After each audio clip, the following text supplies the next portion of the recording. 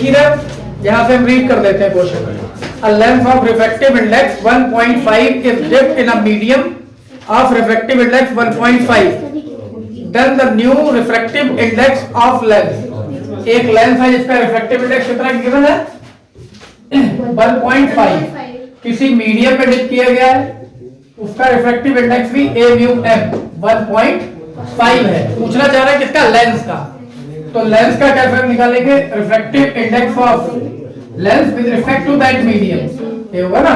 तो L के जगह पर यहाँ पर ग्लास का मीडियम के रिस्पेक्ट में क्या होगा, a mu g upon a mu m। a mu g भी 1.5 है, ये भी 1.5 है। यहाँ 1 आंसर आ रहा है क्वेश्चन में। Option B A B C D 4 option थे, 1.5, 1.5 into 1.5, 1 and 1.8। तो इसका C ऑप्शन करेक्ट होगा इसका मतलब, ठीक है। अपना मार्क करते जाना अपने अकॉर्डिंग तुम लोग। The variance of the diamond is due to, first है reflection, refraction, TIR, scattering.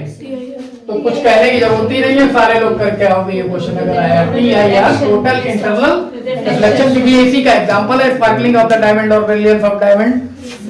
The refractive index is greater for light of the low frequency, light of the shorter wavelength, light of the greater wavelength, all of the above.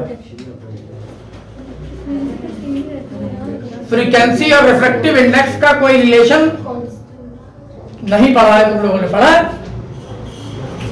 एक equation बताई थी हमने जिसका नाम था Cauchy equation. Mu is equals to a plus b upon lambda square, और आगे भी होती है c upon lambda to the power 4 and so on. इसके according mu is inversely proportional to lambda है बेसिकली। तो इसका मतलब वेवलेंथ जितनी छोटी होगी रिफ्रैक्टिव इंडेक्स उतना ही ज्यादा हो जाएगा। और क्वेश्चन में भी यही कह रहे हैं, the refractive index is greater for, किसके लिए, लो वेव शॉर्टर वेवलेंथ के लिए हो जाएगा। तो इसका ऑप्शन कितना होना चाहिए, बी करेक्ट होना चाहिए। वेवलेंथ जितनी कम रिफ्रैक्टिव इंडेक्स उसके लिए उतना ज्यादा। फिफ्थ क्वेश्चन की अगर बात करें तो फिफ्थ शायद इजीली तुम लोग बता दोगे। A ray of light travel from vacuum to a medium of refractive index n। Vacuum से किसी रिफ्रैक्टिव इंडेक्स n वाले में ट्रेवल कर रही है, इसका मतलब वैक्यूम की रिस्पेक्ट में है, उसका n है जो भी मीडियम है। If the angle of incidence is found to be twice angle of the refraction, then the angle of incidence, मतलब एंगल ऑफ इंसिडेंस जो है वो रिफ्रैक्टिवनेस में कितना है, ट्वाइस है। If the angle of incidence is found to be twice angle of refraction, the angle of incidence, उनमें से ये जो वैल्यू गिवन है cos inverse n/2, 2 cos inverse n/2, sin inverse n/2 and 2 sin inverse n/2, इनमें से कोई एक value correct होगी। तो जो कंडीशन है वो देख लेते हैं पहले। क्वेश्चन इसको सॉल्व करके देखो, ऑप्शन तो आ ही आएगा, कोई ना कोई सॉल्व करके बताओ, क्योंकि जरूरी थोड़ा ना, पहले ही बता चुके हैं एमसीक्यू जो है वो न्यूमेरिकल में भी आ सकते हैं। तो फिफ्थ क्वेश्चन था ना ये वाला, इसमें क्या करें, I इज गिवन 2R है ना। ये वाली पूछा क्या है, एंगल ऑफ इंसिडेंस पूछा है, और जो कि साइन या कॉस के टर्म में है। तो साइन और कॉस आएगा कब, जब हम स्नेल्स लॉ यूज करेंगे। Sine I upon sine R, refractive index दिया है इसमें, n दे रखा है मीडियम का, इक्वल्स टू n। यहां से I की वैल्यू कितनी दे रखी है, 2R, sine 2R upon sine R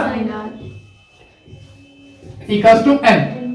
अभी ये कुछ ना तो कैंसिल हो सकता है ना सॉल्व हो सकता है। तो हमारे पास एक फॉर्मूला होता है sin 2 theta equals to 2 sin theta cos theta. इस फॉर्मूले को यहां यूटिलाइज करें तो sin 2R का मतलब हो गया 2 sin R cos R upon sin R equals to n। ये sin R यहां से कैंसिल हो गया, क्या बचा, 2 cos R equals to n। हमें निकालना क्या है, यहां पर जो वैल्यू आई है वो कितनी आई है, 2 cos R equals to n आ गई है।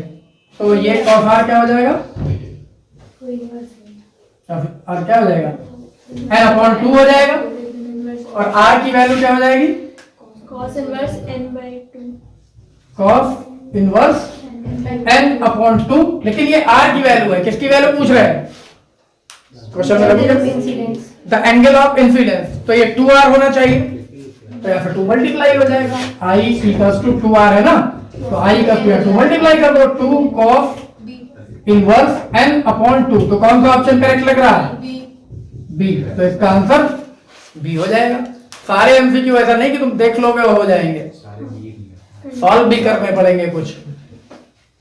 The focal length of an equiconvex lens in air is equals to either of the f equals to r, ये गिवन है कंडीशन में। अब इन्होंने पूछा क्या है आगे,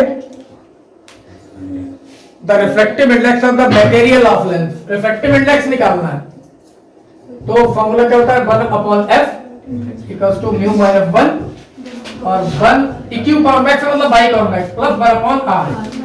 तो ये होता है 2 म्यू माइनस 1 अपॉन आर हुआ, ये 1 अपॉन एफ की वैल्यू, और ये कह रहे हैं ये खुद आर के बराबर है एफ, जो कुछ, तो इसका मतलब ये हुआ कि 1 upon R equals to 2 mu minus 1 upon R. तो ये आर तो कैंसिल हो गया, 1/2 equals to mu minus 1, mu equals to 1/2 plus 1 3/2। कोई ऑप्शन है? जैसे 1.5 1.5